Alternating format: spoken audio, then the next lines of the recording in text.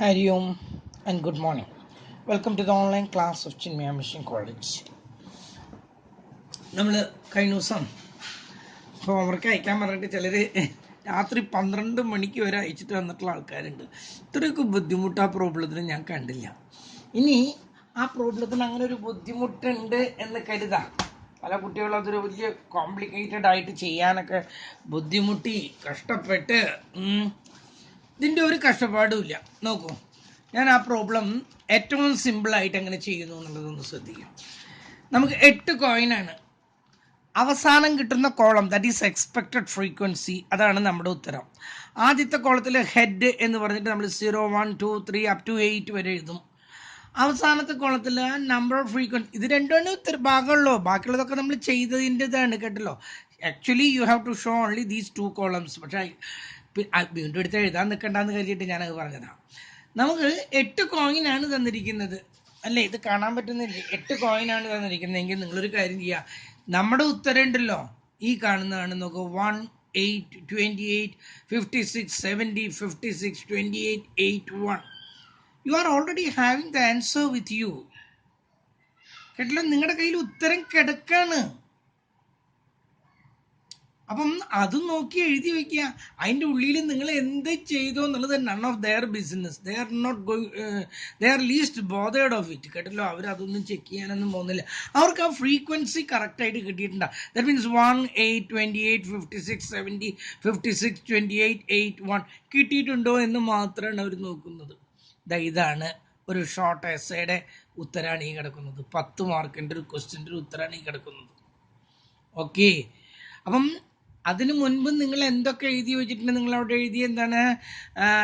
8C0 1/2 raised to 0 1/2 raised to 8 - 0 എന്ന് എഴുതി അതിനെ കണ്ടുപിടിച്ച് അവിടെ നിങ്ങൾ എന്ത് ബോഗസ് എഴുതിയാലും ഒരു കുഴപ്പമില്ല.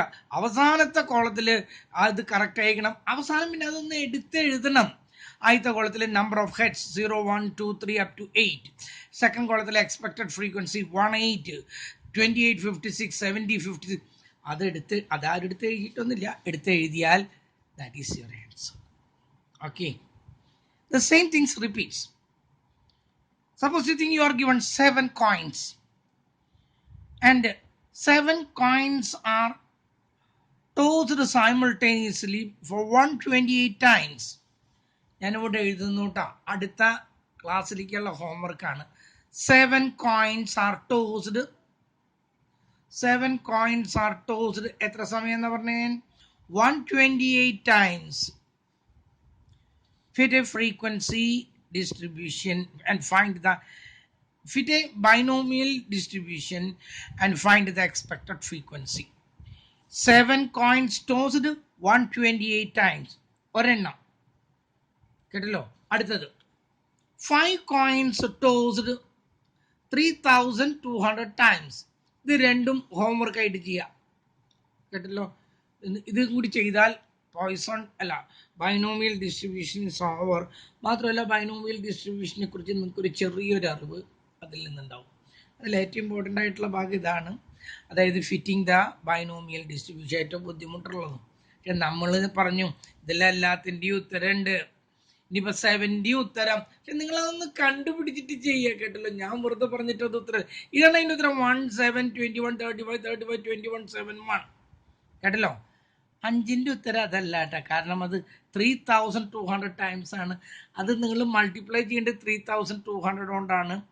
ഇവിടെ 128 നേരത്തെ ചെയ്ത ലെവൽ 256 അല്ല 3200 ആണ്. അതൊന്ന് നോക്കി ചെയ്യുക. എന്നിട്ട് ഒന്ന് ചെയ്തിട്ട് എനിക്കൊന്ന് അയച്ചു തരുമോ, എത്ര ആൾക്ക് മനസ്സിലായെന്നൊന്ന് അറിയാനാണ്. അപ്പം നമ്മുടെ binomial distribution is over. Binomial ഡിസ്ട്രിബ്യൂഷന് ചില കണ്ടീഷൻസ് ഒക്കെ ഉണ്ട്. ഞാനിവിടെ ഒരിക്കൽ പറഞ്ഞതാണ്, എന്നാൽ ഒരിക്കൽ കൂടി ആവർത്തിക്കുന്ന. കുട്ടികൾ ചോദിക്കുന്ന ഒരു ചോദ്യമുണ്ട്, എപ്പോഴാണ് ബൈനോമിയൽ ഡിസ്ട്രിബ്യൂഷൻ ഉപയോഗിക്കാൻ? നമുക്ക് 5 ഇങ്ങോട്ടുണ്ട്. 5 അവസാനത്തെ 2 യൂണിഫോം ഡിസ്ട്രിബ്യൂഷനും അതുപോലെ തന്നെ എക്സ്പോണൻഷ്യൽ ഡിസ്ട്രിബ്യൂഷനും വെറുതെ ഒന്ന് അറിഞ്ഞിരിക്കുക. അതിനപ്പുറത്ത് പ്രോബ്ലം ഒന്നും അതിലുണ്ടില്ല. ബാക്കി 3 ഉണ്ട്. ഇതിൽ എവിടെയാണ് ബൈനോമിയൽ ഡിസ്ട്രിബ്യൂഷൻ ഉപയോഗിക്കുക എന്ന് ചോദിച്ചാൽ അതിൻ്റെ ഉത്തരം ഞാൻ പറഞ്ഞു തന്നതാണ്. അതായത് if you are given the number n and the success p, അത് അത് രണ്ടും അറിയാമെങ്കിൽ ക്യൂ കണ്ടുപിടിക്കാൻ എളുപ്പമാണ്. Because Q is equal to 1 minus P. അപ്പോൾ അങ്ങനെയാണെങ്കിൽ if you are given the N and P, then you can surely use the binomial distribution. Certainly use the binomial distribution. No doubt in it. നമ്പറും തന്നിരിക്കണം, സക്സസും തന്നിട്ടുണ്ട് എങ്കിൽ it is having two parameters. These are the two actually it has three parameters, but we count only two, that is n and p. മൂന്നാമത്തേന്ന് പറയുന്നത് Q ആണ്. അത് Q കണ്ടുപിടിക്കുക എന്നുള്ള നിലയ്ക്കാണ് നമ്മൾ പറഞ്ഞത്. ടു പാരാമീറ്റേഴ്സ് ആണ് ഉള്ളത്, ഒന്ന് നമ്പറും മറ്റൊന്ന് പി സക്സസ്. പാരാമീറ്റേഴ്സ് എന്ന് പറയുന്നത് ക്യാരക്ടറിസ്റ്റിക്സ് ഓഫ് എ ഡിസ്ട്രിബ്യൂഷൻ ആണ് parameters. arithmetic mean, median, mode, geometric mean, standard deviation, mean deviation, quartile deviation, skewness, kurtosis, ഇതിനൊക്കെ പറയുന്ന പേരാണ് ക്യാരക്ടറിസ്റ്റിക്സ്. ഈ ക്യാരക്ടറിസ്റ്റിക്സുകളാണ് പാരാമീറ്റേഴ്സ് എന്ന് പറയുന്നത്. ഇവിടെ രണ്ട് പാരാമീറ്റേഴ്സ് മതി. One is an and other one is P. ഈ രണ്ട് പാരാമീറ്റേഴ്സ് തന്നിട്ടുണ്ട് എങ്കിൽ we can say that is meant for binomial distribution. Okay, അപ്പോൾ ബൈനോമിയൽ ഡിസ്ട്രിബ്യൂഷൻ ഈസ് ഓവർ. ഇത് രണ്ടും എനിക്ക് ഹോംവർക്ക് ആയിട്ട് അടുത്ത ക്ലാസ്സിൽ കിട്ടണം. ഞാൻ അടുത്തയിലേക്ക് ഒന്ന് കിടക്കാണ് കേട്ടോ. Next one is Poisson distribution. Poisson distribution നിങ്ങൾ ഒരു കാര്യം ശ്രദ്ധിക്കുക, ഇതെല്ലാം നിങ്ങൾ you might have studied in your junior classes, that means the BCom classes. ബികോം ക്ലാസ്സിൽ നിങ്ങൾ ക്യൂട്ടി എന്നൊരു പേപ്പറിൽ ഇതൊക്കെ പഠിച്ചിട്ടുള്ളതാണ്. ഇവിടെ പുതിയതായിട്ട് ഒന്നും പഠിപ്പിക്കുന്നില്ല. പഠിക്കുന്നുണ്ട്, കമ്പ്യൂട്ടറിൻ്റെ ആപ്ലിക്കേഷൻ പഠിക്കുന്നുണ്ട് എന്നുള്ളത് വിട്ട് പുതിയതായിട്ട് ഇവിടെ ഒന്നുമില്ല. അതറിയാവുന്ന കുട്ടികൾക്ക് ഇത് സിമ്പിളായിട്ട് ചെയ്യാം. ഞാൻ ഈ പറഞ്ഞ 8 കോയിൻസ് പലവട്ടം ആ പരീക്ഷ പേപ്പറിൽ ആവർത്തിച്ചിട്ടുള്ള ബികോമിന് കേട്ടല്ലോ. അത് ബികോമിന് മാത്രമല്ല, അത് MBAക്കും MCOMനും അതുപോലെ തന്നെ ഞാൻ CAക്കും ഒക്കെ ആവർത്തിച്ച് വരുന്നൊരു ക്വസ്റ്റ്യനാണ് 8 കോയിൻസിൻ്റെ, അതുപോലെ ഈ 5 കോയിൻസിൻ്റെ. അപ്പം ഇവിടെ ഇതൊക്കെ നിങ്ങൾ പഠിച്ചിട്ടുണ്ട്. പോയ്സോൺ ഡിസ്ട്രിബ്യൂഷനും നമ്മൾ പഠിച്ചിട്ടുണ്ട്. ഇനി നമുക്ക് പോയ്സോൺ ഡിസ്ട്രിബ്യൂഷൻ എന്താണ് എന്നൊന്ന് നോക്കാം. എപ്പോഴാണ് ഇതിൻ്റെ ആപ്ലിക്കേഷൻ എന്നൊക്കെ നോക്കാം. In the last class we have seen the binomial distribution. So binomial distribution is used in those cases which are having two results. One is success and the other one is failure. In such cases, that means a dichotomous result, we use the binomial distribution, and that one was developed by James Bernoulli. But it has one limitations. If the number is infinity, we cannot count the number. Number എണ്ണാൻ പറ്റാത്ത സമയങ്ങളുണ്ട്. ഉദാഹരണമായിട്ട് suppose you think I would like to know, I want to study about the accidents that take place at the Puvani junction. You have seen there a bus stop. കണ്ടിട്ടില്ലേ, ഒരു വളവും തിരിഞ്ഞിങ്ങനെ വരുന്നൊരു bus stop. അവിടെ അപകടങ്ങൾ മിക്കപ്പോഴും ഉണ്ടാകുന്നതാണ്. അതിൻ്റെ ഇടയിൽ ഒരു ഡിവൈഡറൊക്കെ കൊണ്ടുവച്ചു, കോളേജുകാർ തന്നെയായിട്ട് കൊണ്ടുവച്ചാണ്. രാത്രി വരുന്ന വണ്ടികൾ അതൊക്കെ ഇടിച്ച് തെറിപ്പിച്ച് പോയി. ഇപ്പോഴും ആ വശത്ത് വരുന്ന, അതായത് അത്താണി മണത്താവ് വശത്ത് വരുന്ന വണ്ടികൾ, ഷൊർണൂർ ഭാഗത്തു നിന്ന് വരുന്ന വണ്ടികൾ ആ ടേണിങ് തിരിയുമ്പോൾ അവർ പെട്ടെന്ന് കാണില്ല. അതാണ് ആ അപകടത്തിൻ്റെ കാരണമായിട്ട് പറയുന്നത്. കുറേ നിവേദനങ്ങളൊക്കെ അതിനു വേണ്ടി കൊടുത്തിട്ടുള്ളതൊക്കെയാണ്, പക്ഷേ കാര്യമൊന്നും ഉണ്ടായിട്ടില്ല. എന്തായാലും അവിടെ ആക്സിഡൻറ്റുകൾ ഉണ്ടാകാം, അതിനെക്കുറിച്ച് പഠിക്കാൻ എന്നെ നിയോഗിച്ചു എന്ന് കരുതാം. I was appointed to count the number of accidents takes place at that particular Puvani junction. ആ സ്റ്റോപ്പിൽ എത്രമാത്രം ആക്സിഡൻറ്റുകൾ ഉണ്ടാകുന്നുണ്ട് എന്നറിയാൻ വേണ്ടിയിട്ടാണ് എന്നെ നിയോഗിച്ചത്. ഞാൻ അവിടെ ചെന്നിരുന്നു, ഒരു കസേര ഇട്ടിട്ട് ആ ബസ് സ്റ്റോപ്പിലിരുന്നു. വണ്ടികൾ ഇങ്ങനെ പോകുന്നുണ്ട്, കാറുകൾ പോകുന്നുണ്ട്, ലോറികൾ പോകുന്നുണ്ട്, ബസ്സുകൾ പോകുന്നുണ്ട്.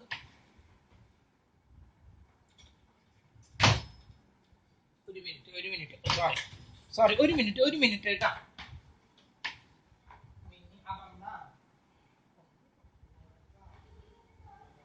അവര് ഇടിച്ചു തുറക്കാം.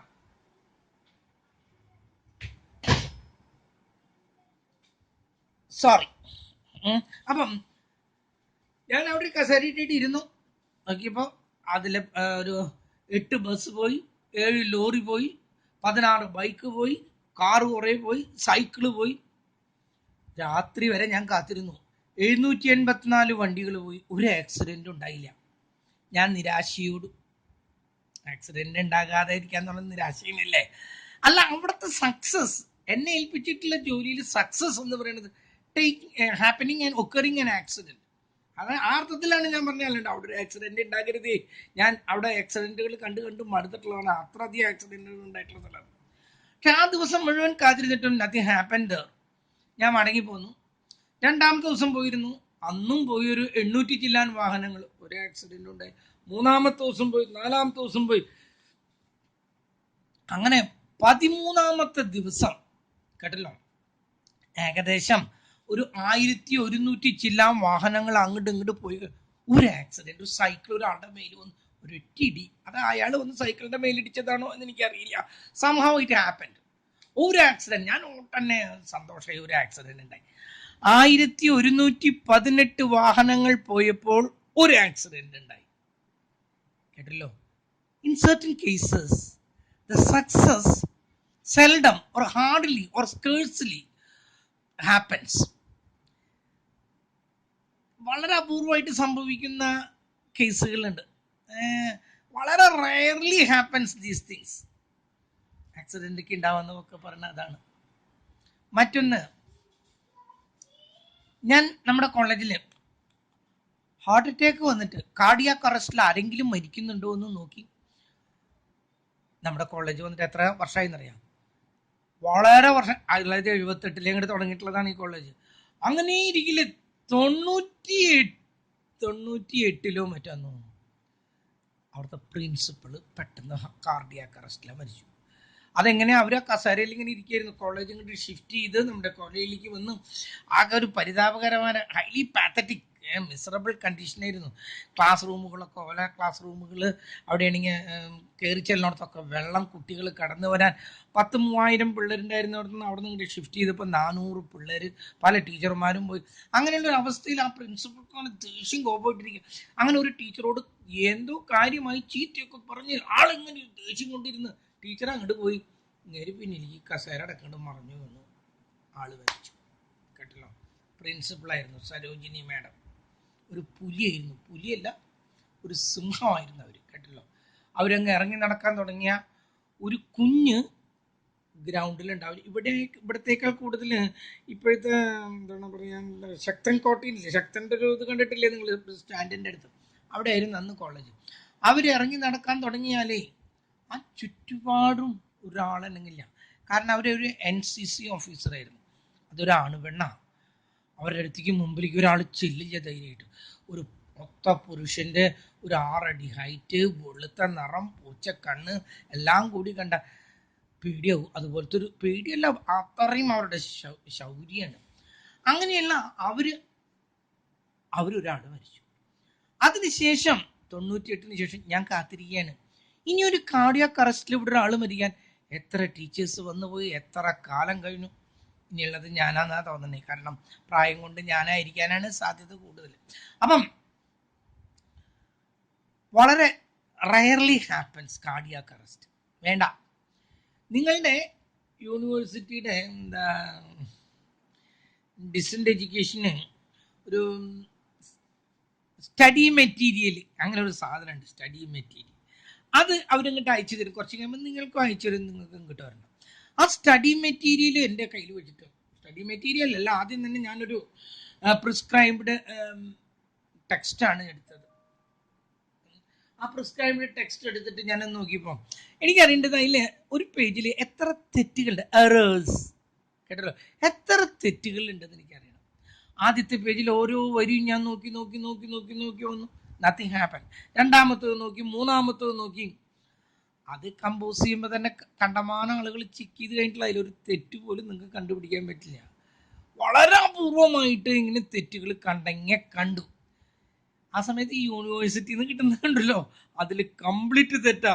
ഒരു പേജിൽ തന്നെ 10-16 തെറ്റുകൾ കാണാം. അതിൽ കൂടുതൽ സംഖ്യകൾ തെറ്റ്.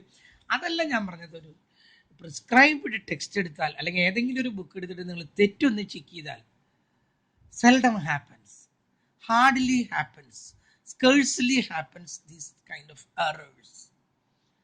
അവിടെയും ഇങ്ങനെ വളരെ അപൂർവമായിട്ട് സംഭവിക്കുന്നതാണ്. അതുപോലെ തന്നെ മറ്റൊന്നാണ് ക്വാളിറ്റി കൺട്രോൾ. പണ്ടൊക്കെ ക്വാളിറ്റി കൺട്രോളിൽ കണ്ടമാനം മിസ്റ്റേക്കുകളൊക്കെ ഉണ്ടായിരുന്നു. കാരണം അതൊക്കെ മാനുവലി പ്രൊഡ്യൂസ്ഡ് ഗുഡ്സ് ആയിരുന്നു. ഇന്നൊക്കെ കമ്പ്യൂട്ടറൈസ്ഡ് ഗുഡ്സ് ആണ്. 1,00,000 സാധനങ്ങൾ ചെക്ക് ചെയ്യുമ്പോൾ ഒരു മിസ്റ്റേക്ക്. ഷർട്ടുകളൊക്കെ എടുത്തിട്ടുണ്ടെങ്കിൽ 1,00,000 ഷർട്ടുകൾ ചെക്ക് ചെയ്യുമ്പോൾ ഒരു ഷർട്ടിന് എവിടെയോ ഒരു നൂല് പാകിയതിൽ ഒരു തെറ്റ്, അല്ലെങ്കിൽ ആ ബട്ടൺസിൻ്റെ എന്താണ് മുറുക്കിയതിൽ എവിടെയോ ഒരു മിസ്റ്റേക്ക്. ഇതൊക്കെ വളരെ സെൽഡം ഹാപ്പൻസ്. ക്വാളിറ്റി കൺട്രോളിൻ്റെ പ്രത്യേകത അതാണ്. അപ്പം അവിടെയും ഇത് ഉപയോഗിക്കുന്നുണ്ട്. അങ്ങനെ നമ്പർ ഇൻഫിനിറ്റീവായിട്ട് ആയിരിക്കുന്നു. ഈ ബാക്ടീരിയ, ഈ ബയോളജി ക്ലാസ്സിലൊക്കെ ബാക്ടീരിയകൾ എങ്ങനെ എക്സ്പോസ് ചെയ്തിട്ട് we will count how many number of bacterias survived after 1 second, 2 second, 3 second etcetera. ഒരു സെക്കൻഡ് കഴിയുമ്പോൾ എത്ര എണ്ണം അതിൽ ബാക്കിയുണ്ട്, എത്ര എണ്ണം ബാക്കിയുണ്ട് എന്ന് നമ്മളിങ്ങനെ നോക്കും. അവിടെ സെക്കൻഡുകളാണ് കേട്ടോ അവിടുത്തെ ടൈം. അങ്ങനെ വരുന്നില്ലേ ജീവിച്ചിരിക്കുന്നത് വളരെ കുറവായിരിക്കും. അപ്പോഴേക്കും പെട്ടെന്ന് ഈ അറ്റ്മോസ്ഫിയർ ഒന്നും താങ്ങാനുള്ളത് ആ ബാക്ടീരിയകൾക്കില്ല. പെട്ടെന്ന് ചത്തുപോകും. അങ്ങനെ ഒട്ടുമുക്കാൽ കേസുകളിൽ ഇങ്ങനെയുള്ളതുണ്ട്. അവിടെയൊന്നും നമുക്ക് ബൈനോമിയൽ ഡിസ്ട്രിബ്യൂഷൻ ഉപയോഗിക്കാൻ പറ്റില്ല. അവിടുത്തെ നമ്പർ അത്ര വലിയ നമ്പറാണ്. ഞാൻ പറഞ്ഞു കാറ് ഇവിടെ ആക്സിഡന്റ് ഞാൻ പറഞ്ഞു. അതിൽ നമുക്ക് അറിയേണ്ടത് NCR എന്ന് പറഞ്ഞ് 10,318 1 എന്നൊക്കെ പറഞ്ഞാൽ എങ്ങനെ കണ്ടുപിടിക്കാനാണ്? 10,318 - 1 പവറിൽ എഴുതേണ്ടതാണ് കേട്ടല്ലോ. 1/2 റേസ് ടു പവറിൽ എഴുതേണ്ടതാണ്. നോബഡി ക്യാൻ ഡു ഇറ്റ് കേട്ടല്ലോ. അതൊക്കെ വളരെ ബുദ്ധിമുട്ടുള്ള കേസാണ്. അങ്ങനെ വരുന്ന കേസുകളിൽ we cannot make use of this binomial distribution. Binomial distribution ഉപയോഗിക്കാനായിട്ട് പറ്റില്ല. In such cases, we introduce another method, and that one is known as the Poisson distribution. And this Poisson distribution was designed by Simon Dennis Poisson. ഇയാളാണ് അതിന് കണ്ടുപിടിച്ച ആള്. Simon Dennis Poisson, ഇതാണ് അയാളുടെ പേര്. That's why it is known as the Poisson, not Poisson. This one is Poisson. അതുകൊണ്ടാണ് ഇതിനെ Poisson distribution എന്ന് പറയാൻ കാരണം. ഇതും ബൈനോമിയൽ ഡിസ്ട്രിബ്യൂഷൻ തമ്മിൽ ഒരു വ്യത്യാസമേ ഉള്ളൂ. In the case of the binomial distribution, the number is having a limit, whereas in the case of the Poisson distribution, the number is infinite, and the success is very small number that comes to 0. വളരെ ഇപ്പം നമ്മുടെ കേസിൽ 1/1100 എത്രയാണ് ഞാൻ പറഞ്ഞത്? 1318 എന്ന് പറഞ്ഞാൽ എത്ര ചെറിയ സംഖ്യയാണെന്ന് അറിയാം. അപ്പൊ P is approaching to 0, nearing to 0, closing to 0, whereas Q is nearing to 1. Q എത്രയിലേക്ക് നീങ്ങുന്നത്? 1ലേക്ക് നീങ്ങുന്നു. ആ സമയത്ത് P യോ 0യിലേക്ക് നീങ്ങുന്നു. മാത്രമല്ല N ഓ അത് ഇൻഫിനിറ്റിയാണ്. വലിയ സംഖ്യയായിരിക്കും N എന്നൊക്കെ പറഞ്ഞാൽ. ചില കേസുകളിൽ നമുക്ക് എണ്ണി എത്തില്ല, അത്രയും വലിയ സംഖ്യ. അങ്ങനെയൊക്കെ വരുമ്പോൾ where N is a large number or infinity and P is closing, P is nearing to 0, അപ്പൊ പിന്നെ ക്യൂവിന്റെ കാര്യം പറയണ്ട. Q is nearing to ആ 1ൽ നിന്ന് 0ന്റെ അടുത്തേക്ക് കുറയ്ക്കും തോറും എത്ര കിട്ടുന്നത്? നമുക്ക് 1 തന്നെ കിട്ടുന്നത്. അപ്പം Q is approaching to 1. അങ്ങനെയുള്ള കേസുകളിൽ we cannot make use of this എന്താണ് അതിന്റെ പേര് പറഞ്ഞ binomial distribution. In such cases, we make use of this Poisson distribution. It was designed by Simon Denis Poisson, a French mathematician, in the year 1837 ആണെന്ന് തോന്നുന്നു. അതെ, 1837 ആണെന്ന് തോന്നുന്നു. Binomial distribution കണ്ടുപിടിച്ചു കഴിഞ്ഞിട്ട് വർഷങ്ങൾക്ക് ശേഷമാണ് ഇത് കണ്ടുപിടിച്ചത്. അങ്ങനെ ഇത് ഇൻട്രൊഡ്യൂസ് ചെയ്തു. അപ്പൊ ഇത് എപ്പോഴാണ് ഉപയോഗിക്കുക എന്നുള്ളത് മനസ്സിലായല്ലോ. When the number is large and success is very hardly happens, scarcely, seldom, വളരെ അപൂർവമായിട്ട് സംഭവിക്കുന്ന കേസുകളിലാണ് നമ്മളിത് പഠിക്കുന്നത്. And its formula is probability of R is equal to, ഇതാണ് ഇതിന്റെ formula, e raised to m minus m, e raised to minus m, m raised to r whole divided by r factorial. ഇതാണ് ഇതിന്റെ formula. നമ്മൾ നേരത്തെ എഴുതിയിരുന്ന binomial ഡിസ്ട്രിബ്യൂഷനിൽ probability of R is equal to നമ്മൾ എന്നിട്ട് ആ ബുക്കിൻ്റെ മുകളിൽ എഴുതിയിട്ടിട്ടുണ്ട് NCR P⁻R Q⁻n - R എന്നുള്ളത് എഴുതിയിട്ടിട്ടുണ്ട്. അതുകൊണ്ട് ഒരു കുഴപ്പമില്ല, നമുക്കത് അറിയാം. പോയ്സോൺ ഡിസ്ട്രിബ്യൂഷനും ഈ ഫോർമുല പകുതി ഇവിടെ കിടക്കുന്നുണ്ട്. നോക്കൂ, E⁻−m ഇവിടെ കിടക്കുന്നുണ്ട്. അപ്പൊ അവിടെ എഴുതാം m⁻r whole divided by r factorial എന്നങ്ങോട്ട് എഴുതിയ. ഇല്ലെങ്കിൽ ഫ്രണ്ട് പേജിൽ ഇവിടെ ഉണ്ട് E⁻m whole divided by r factorial എന്ന് എഴുതിയ. ഈ ഫോർമുലയും നമ്മൾ ക്ലാസ്സിലേക്ക് എത്തിച്ചു, എക്സാം ഹോളിലേക്ക് കടത്തിക്കൊണ്ടുപോയി. ഇതൊന്നും ആരും ചെക്ക് ചെയ്യാനൊന്നും പോകുന്നില്ല. ഇതൊന്നല്ല അവർ നോക്കുന്നത്, ആ ഫോർമുലകളുടെ വലിയ ഫോർമുലകൾ അതൊക്കെ ഇവിടേക്ക് എഴുതുള്ളൂ. ഇതിൻ്റെ ഉള്ളിലൊന്നും ഇങ്ങനെയുള്ള സ്ഥലങ്ങളൊന്നും എഴുതില്ല. ഇങ്ങനെയുള്ള സ്ഥലങ്ങളൊക്കെ അവർ ചെക്ക് ചെയ്യും, ഇങ്ങനെയുള്ള സ്ഥലങ്ങൾ ചെക്ക് ചെയ്യും, കേട്ടല്ലോ. പിന്നെ ഇതാ നോക്കും, ഞാൻ എവിടെയാണത്, ഇതിൽ തന്നെ ഈ ഭാഗം ഇതൊക്കെയാണ് അവർ ചെക്ക് ചെയ്യുന്നത്. ഇവിടെ എഴുതുന്നുണ്ട്, ഒരു കുഴപ്പമില്ല, ആർക്കും അറിയാം. അത് ബ്ലാക്കിങ് കൊണ്ടായത് കാരണം അത് അവിടെ പ്രിന്റഡ് ആണോ എന്താണെന്ന് വന്ന് നോക്കുന്ന ആളുകൾക്ക് തന്നെ അറിയില്ല, കേട്ടല്ലോ. നമ്മുടെ കോളേജിലത്തെ ടീച്ചേഴ്സിന് തന്നെ ഈ ഇതിവിടെ കിടക്കുന്നത് അറിയില്ല. ഞാൻ കണ്ടിട്ടുണ്ട് ബൈനോമിയൽ ഡിസ്ട്രിബ്യൂഷനും പോയ്സോൺ ഡിസ്ട്രിബ്യൂഷനും കുട്ടികൾ കാണാതിരുന്ന് രാവണതും. പിന്നെ അത് കണ്ടുപിടിക്കാനുള്ള ബുദ്ധിമുട്ട്, NCR ഒക്കെ കണ്ടുപിടിക്കാനുള്ള ബുദ്ധിമുട്ട്, ഇതൊന്നും അവർക്ക് അറിയില്ല. പിന്നെ വേണ്ട പരീക്ഷയ്ക്ക് വരുന്നവരുടെ കാര്യം. അപ്പോൾ അത് നിൽക്കാം. അപ്പോൾ ബൈനോമിയൽ ഡിസ്ട്രിബ്യൂഷനാണ് നമ്മൾ കണ്ടുകൊണ്ടിരിക്കുന്നത്. It was designed by Simon Denis Poisson. അത് എപ്പോഴാണ് യൂസ് ചെയ്യുന്നത് എന്നുള്ളത് ഞാൻ പറഞ്ഞു. അതുപോലെ തന്നെ ഞാൻ മറ്റൊന്നും കൂടി പറഞ്ഞു.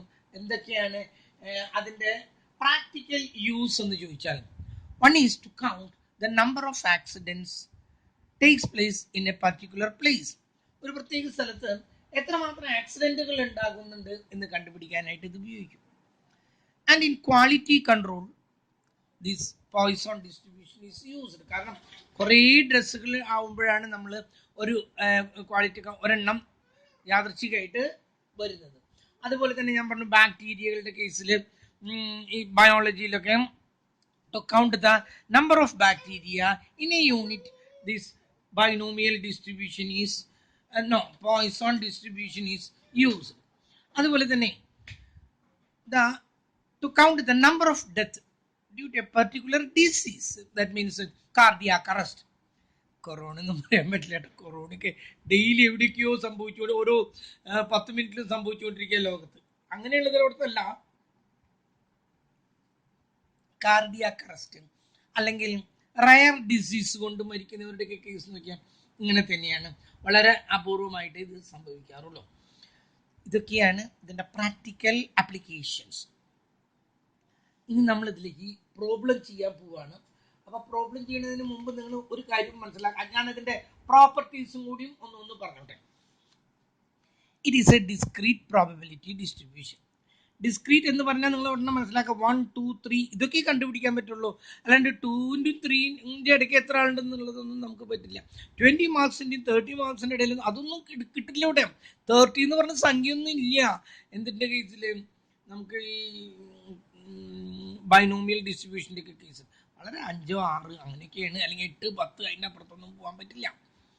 പോയ്സോൺ ഡിസ്ട്രിബ്യൂഷനിൽ ഇതിൻ്റെ ഒരു പ്രത്യേകത, it is only one parameter. No, ആദ്യം പറഞ്ഞത് എന്താണ്? It is a discrete probability distribution. അതാണ് first property. It is a discrete. ഞാൻ ഇടയ്ക്ക് ഒരു ചായ കഴിക്കാനേ. It is a discrete probability distribution. അതിൻ്റെ അർത്ഥം നിങ്ങൾക്ക് മനസ്സിലായി എന്ന് കരുതുന്നു. 1, 2, 3 അങ്ങനെയാണ്. That means numbers jump from one value to another. They are integers. And the second one is, it is only one parameter. Binomial distribution is having 2 parameters. ഇന്നത്തെ ക്ലാസ്സിൻ്റെ തുടക്കത്തിൽ ഞാൻ പറഞ്ഞു, one is n and the other one is p. Whereas in the case of the binomial Poisson distribution, we won't be having the number ഒന്നും ഇല്ല ഇവിടെ. നമുക്ക് നമ്പറൊക്കെ അത്രയും വലിയ സംഖ്യകളാണ്, നമ്പറൊന്നും ഇല്ല നമുക്ക്. പിന്നെ it is only one parameter and that one is M. അതിൻ്റെ പേരാണ് എം എന്ന് എഴുതിയിട്ടില്ലേ, അതാണ് അതിൻ്റെ പേര്. എം എന്ന് പറയുന്നത് that is it's arithmetic mean. NP എന്ന് പറഞ്ഞല്ലോ നമ്മൾ. ആ അരിത്തമാറ്റിക് മീനിനെയാണ് നമ്മൾ എന്ത് പറയുന്നത്, ഇതിൻ്റെ പാരാമീറ്റർ ആയിട്ട് നമ്മൾ എടുക്കുന്നത്. അരിത്തമാറ്റിക് മീനിനെയാണ് ഇതിൻ്റെ പാരാമീറ്റർ ആയിട്ട് നമുക്ക് ആകെ കിട്ടുന്ന ഒരു പാരാമീറ്റർ അരിത്തമാറ്റിക് മീൻ ആണ്. ഇനി അപ്പൊ രണ്ടാമത്തെ ഇതും കഴിഞ്ഞു. മൂന്നാമത്തേത് the number of binomial distribution is infinity or very large. ഇതിന്റെ നമ്പർ വലിയ തുകയായിരിക്കും, ഇല്ലെങ്കിൽ ഇൻഫിനിറ്റിയോട് അടുക്കായിരിക്കും. മൂന്നാമത്തേത് its success seldom happens or it approaches to zero. Its q, that means failure, approaches to 1. ഇത്രയും കാര്യങ്ങൾ നിങ്ങൾ അറിഞ്ഞിരിക്കാനായിട്ട് ശ്രമിക്കുക. It is a discrete probability distribution. അതൊരു discrete probability distribution ആണ്, and it has only one parameter, that is m, and its p number is very large and its p is very small and q approaches to 1. q എപ്പോഴും 1 നോട് അടുക്കുന്നു. And two more, its arithmetic mean that is equal to m. m നെയാണ് നമ്മൾ arithmetic മീൻ എന്ന് പറയുന്നത് m ആണ്. അതാണ് നമുക്ക് തന്നിട്ടുണ്ടാവുള്ളൂ, ആകെ ഒരു വാല്യൂ നമുക്ക് തന്നിട്ടുണ്ടാവുള്ളൂ, അത് അരിത്തമാറ്റിക് മീൻ ആണ്, അതിന്റെ പേരാണ് m. its arithmetic mean is m. its standard deviation is equal to root. ഇതിന്റെ സ്റ്റാൻഡേർഡ് ഡീവിയേഷൻ എന്ന് പറയുന്നത് റൂട്ട് m ആണ്. ഇതിന്റെ വാരിയൻസ് എന്ന് പറയുന്നതും m തന്നെയാണ്. ഇതിന്റെ വാരിയൻസും അരിത്തമാറ്റിക് മീനും ബോത്ത് ആർ m. ഇതിന്റെ സ്റ്റാൻഡേർഡ് ഡീവിയേഷൻ എന്താണെന്ന് പറയുന്നത് റൂട്ട് m. അങ്ങനെ അതാണ് ആകെ നമുക്ക് അറിഞ്ഞിരിക്കേണ്ടതായിട്ടുള്ള കാര്യങ്ങളുള്ളത്. ഒരെണ്ണം കൂടി ഉണ്ട്, it is A positively squid distribution. ഈ ഡിസ്ട്രിബ്യൂഷനെ നമുക്ക് ഗ്രാഫിലൊന്നും ഇല്ലാത്തത് കൊണ്ട് ഇങ്ങനെ നോക്കൂ, ഇതിന്റെ ഡിസ്ട്രിബ്യൂഷൻ ഇങ്ങനെയാണ് ഇരിക്കുന്നത്, കേട്ടല്ലോ. സ്ക്യൂഡ് എന്ന് പറഞ്ഞാൽ നോട്ട് സിമെട്രിക്കൽ. സിമെട്രിക്കൽ എന്ന് പറഞ്ഞാൽ അപ്പൊ വേറെ ചിത്രം വരയ്ക്കണം അല്ലേ.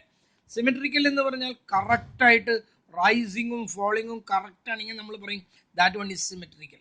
Whereas in this case, this one is not symmetrical. At the same time, it is asymmetrical, and this one is known as a skewed distribution. Then the പേരാണ് skewed distribution. This one is a negatively skewed distribution, whereas this one ഇങ്ങനെ ഒരു distribution, അതിന്റെ വാല് ഇങ്ങോട്ട് നീണ്ട് ഇതിന്റെ വാല് left സൈഡിലേക്ക് ആണെങ്കിൽ ഇതിന്റെ വാല് റൈറ്റ് സൈഡിലേക്കാണ്. ഇത് പോസിറ്റീവ്ലി സ്ക്യൂഡ് ഡിസ്ട്രിബ്യൂഷൻ, ഇത് നെഗറ്റീവ്ലി സ്ക്യൂഡ് ഡിസ്ട്രിബ്യൂഷൻ, ഇത് സിമെട്രിക്കൽ ഡിസ്ട്രിബ്യൂഷൻ. ഇങ്ങനെയാണ് ഡിസ്ട്രിബ്യൂഷനെ കുറിച്ച് പറയുന്നത്. And this Poisson distribution is positively squid distribution. കാരണം ഇതിങ്ങനെ നമ്പർ അനന്തമായിട്ട് നീളാണ്, ഇതിങ്ങനെ അവസാനിക്കില്ല, അങ്ങനെ കണ്ടിന്യൂ ചെയ്തുകൊണ്ടിരിക്കും. That's why it is said that it is A positively squid distribution. ഇത്രയാണ് ഇതിന്റെ പ്രോപ്പർട്ടീസ്. ഡിസ്ക്രീറ്റ് പ്രോബബിലിറ്റി ഡിസ്ട്രിബ്യൂഷൻ ഞാൻ തന്നെ ചിലതൊക്കെ മറന്നു പോകുന്നു കേട്ടോ. It has only one parameter, that is m. Its number is very large. Its p is very small. Q approaches to 1. And arithmetic mean as well as the variance of Poisson distribution is equal to m. And its standard deviation is equal to root m. And it is a positively skewed distribution. ഞാൻ ഇതിന്റെ നോട്ടൊക്കെ തരേണ്ട കാര്യമുണ്ടാ? നിങ്ങൾക്ക് കുറച്ച് കഴിയുമ്പോഴേക്കും നമ്മുടെ കോളേജൊക്കെ തുറക്കുമ്പോൾ ലൈബ്രറിയിൽ നിന്ന് എടുത്തിട്ട് അത് പ്രിപ്പയർ ചെയ്താൽ പോരെ? നിങ്ങളൊന്ന് ആലോചിക്കുക. നോട്ട് വേണമെങ്കിൽ ഞാൻ തരാം, നമുക്ക് പിന്നീട് നമുക്ക് തീരുമാനിക്കാം കേട്ടോ. അപ്പം ഇതിന്റെ പ്രോപ്പർട്ടീസ് ഒക്കെ കഴിഞ്ഞു. ഇനി നമുക്ക് ഈ ഫോർമുലയിലേക്ക് വീണ്ടും മടങ്ങി വരാം. ഇ റേസ് ടു എന്താ പറഞ്ഞത്, probability of R is equal to E raise to minus m raised to r, where e is equal to 2.7183. It is a constant in mathematics. വേറൊരു കോൺസ്റ്റന്റ് നിങ്ങൾ പഠിച്ചിട്ടുണ്ട്, പൈ 3.14 അഥവാ 7/20 ഞാൻ പറഞ്ഞു 22/7. അതാണ്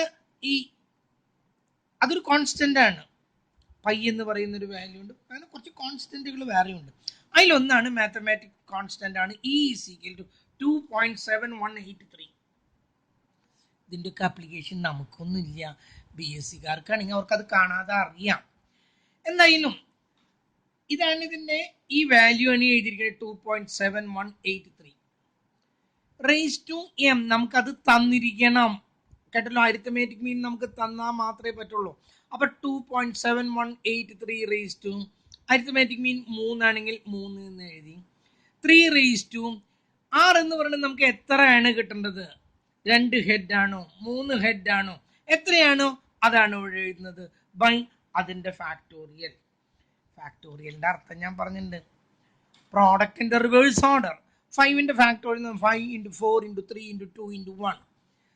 ഇനി 3ന്റെ ഫാക്ടോറിയൽ 3 into 2 into 1. 6ന്റെ ഫാക്ടോറിയൽ. ഇവിടുത്തെ ഒരു പ്രശ്നം ഈ റേസ് ടു 2.7183 റേസ് ടു -3 എന്ന് പോസിറ്റീവ് 3 ആണെങ്കിൽ വരെ കണ്ടുപിടിക്കാൻ കുട്ടികൾക്ക് അറിയില്ലത്. അത് മൈനസും കൂടി ആണെങ്കിലത്തെ സ്ഥിതി എന്താണ് കേട്ടല്ലോ, ഭയങ്കര കോംപ്ലിക്കേറ്റഡാ.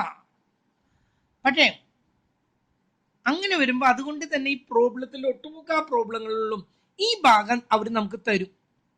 2.7183 raise to 3 is equal to എന്ന് പറഞ്ഞിട്ട് അവരത് കറക്റ്റ് ആയിട്ട് നമുക്ക് തരും. 0.0498 എന്നുള്ളത് നമുക്ക് തന്നിരിക്കും. അങ്ങനെയാണ് കണ്ടിരിക്കുന്നത്. ചില വർഷങ്ങളിൽ തന്നിട്ടില്ല. അപ്പൊ ആ വർഷം കുട്ടികൾ ചോദിച്ചു മാഷ് എന്ത് ഈ പറഞ്ഞത്, ഞങ്ങൾക്ക് അത് വാല്യൂ എങ്ങനെ കണ്ടുപിടിക്കാൻ പറ്റുന്നേ? അത് കണ്ടുപിടിക്കാൻ പറ്റില്ല. സയന്റിഫിക് കാൽക്കുലേറ്റർ ഉണ്ടെങ്കിൽ കണ്ടുപിടിക്കാൻ പറ്റും. അവിടെയും ബിറ്റ് കോംപ്ലിക്കേറ്റഡ്. ഇങ്ങനെ വരുന്ന കേസുകളിൽ പിന്നെ നമ്മൾ എന്ത് ചെയ്യും? അതൊരു ചോദ്യചിഹ്നമായിരുന്നു. അവിടെയാണ് നമ്മൾ വീണ്ടും നമ്മുടെ ലോഗരിതം ടേബിൾ ഉപയോഗിക്കുന്നു. പോയ്സോൺ ഡിസ്ട്രിബ്യൂഷൻ വാല്യൂസ് നമുക്ക് ഈ റേസ് ടു -1 ആണ് കാണണമെങ്കിൽ ഈ റേസ് ടു മൈനസ് ഇവിടെ ഇല്ല, എന്നാലും ഈ റേസ് ടു -1ന്റെ ആൻസർ ആണ് കൊടുത്തിരിക്കുന്നത് 0.3679. ഈ റേസ് ടു -3യുടെ ആൻസർ ആണ് 0.0498. ഈ റേസ് ടു 7ന്റെ ആൻസർ ആണ് 0.0009. ഓക്കെ. ഈ റേസ് ടു 2.5 ആണെങ്കിൽ -2.5 ആണെങ്കിൽ 2ന്റെ നേരെ 5ലേക്ക് നോക്കാതാ 0.0821 കണ്ടല്ലോ. ഇനി ഈ റേസ് ടു 7.7 ആണെങ്കിൽ ഇതിന്റെ 7ന്റെ നേരെ ഇതാ കിടക്കുന്നു 0.0005. മൂന്നാമതൊരു ഡിജിറ്റ് വന്നാൽ, ഒരു ഡിജിറ്റ് വരാനൊന്നും ഇല്ല നമുക്ക്. വന്നാൽ നമ്മളത് അങ്ങോട്ട് 5ന് കൂടുതലാണെങ്കിൽ അതങ്ങ് വിട്ട് കളയുക, 1 ഇപ്പുറത്തേക്ക് കൊടുത്തിട്ട് അത് ഉപേക്ഷിച്ചാലും ഒരു കുറവില്ല. പക്ഷേ അതൊക്കെ കണ്ടുപിടിക്കാനുള്ള പ്രൊവിഷൻ ഇവിടെ കാണിച്ചിട്ടൊക്കെ ഉണ്ട്. 3 ഡിജിറ്റുള്ളതിൻ്റെ 1.23 ആണെങ്കിൽ 1.2 എടുക്കുന്നു, അതിൻ്റെ വാല്യൂ കാണുന്നു. 1.2 എടുത്തിട്ട് അത് കഴിഞ്ഞാൽ 0.3യുടെ വേറെ കാണുന്നു, എന്നിട്ട് രണ്ടും കൂടി മൾട്ടിപ്ലൈ ചെയ്യുന്നു. അതിൻ്റെ ഒന്നും ആവശ്യമൊന്നുമില്ല. 2 ഡിജിറ്റ് വരുന്നത് കണ്ടാൽ മതി. അതന്നെ കാണുന്നത് തന്നെ വലിയൊരു ഇതാണ്. വേറൊരു കുട്ടികൾക്കും പറ്റാത്ത കേസുകളാണ്. അപ്പം ഇതിൽ 7 വരെ 7 വരെ മതി. 7 തന്നെ ആവുമ്പോൾ നോക്കി അതിൻ്റെ ഉത്തരം കണ്ട 0.00004. എത്ര ചെറിയൊരു സംഖ്യയാണെന്ന് അറിയാം. അതിന് അത്രയും ചെറിയ സംഖ്യകളാണ്. ഇനി 8 എടുത്താൽ അതങ്ങനെ വല്ലാതെ കുറഞ്ഞു പോകും. നമ്മൾ അതിനെക്കുറിച്ചിട്ടൊന്നും ബോധർ ചെയ്യേണ്ട കാര്യമില്ല. 7 വരെയുള്ള സംഖ്യകൾ മതി. ഇതിൽ നോക്കിയിട്ട് നിങ്ങളെല്ലാം കണ്ടുപിടിക്കണം. ഇതിൽ നോക്കിയിട്ടായിരിക്കണം നിങ്ങൾ ചെയ്യേണ്ടത്. സയന്റിഫിക് കാൽക്കുലേറ്ററിൽ ഉണ്ട്, പക്ഷെ അതിനേക്കാൾ എളുപ്പത്തിൽ നിങ്ങൾ ഇതിൽ നോക്കിയിട്ട് കണ്ടുപിടിക്കാനായിട്ട് ശ്രമിക്കാം. അപ്പം നമുക്കിവിടെ ഈ റേസ് ടു എത്ര വന്നാലും അത് കിട്ടി. പിന്നെ ഇവിടെ 3 റേസ് ടു 2 എന്നോ അതാണ്, അത് നമുക്ക് കണ്ടുപിടിക്കാവുന്നേ ഉള്ളൂ. 3 ഫാക്ടോറിയൽ ഇത്രയാണ് നമുക്ക് വരുന്നത്. അപ്പോഴേ നമുക്ക് പ്രോബ്ലം അടുത്ത ദിവസം ചെയ്യാം. ഇപ്പം തന്നെ 33 minutes ആയി. ഇതൊന്ന് അപ്ലോഡ് ചെയ്യണമെങ്കിൽ ഒരു 1.5 മണിക്കൂറാണിത്. അപ്പം that's all for today. Okay, we will see in the next week. Okay.